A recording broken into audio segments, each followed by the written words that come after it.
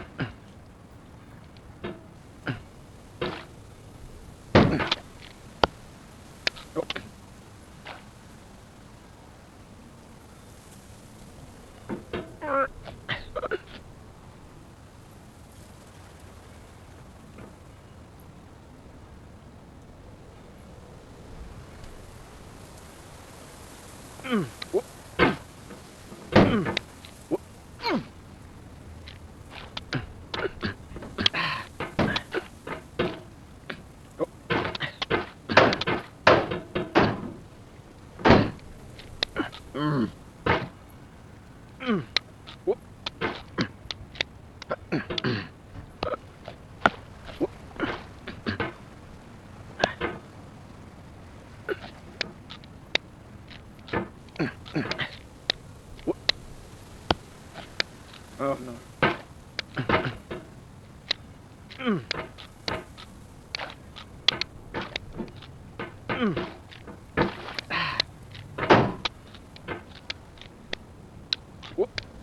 Anyway, when you start Sexy Hiking, you're standing next to this dead tree that blocks the way to the entire rest of the game.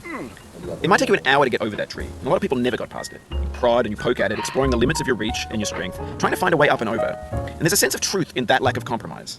Most obstacles in video game worlds are fake. You can be completely confident in your ability to get through them once you have the correct method or the correct equipment or just by spending enough time. In that sense, every pixelated obstacle in Sexy Hiking is real.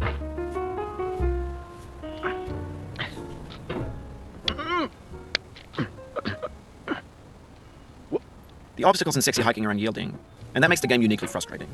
But I'm not sure Jazzuo intended to make a frustrating game. The frustration is just essential to the act of climbing, and it's authentic to the process of building a game about climbing. A funny thing happened to me as I was building this mountain.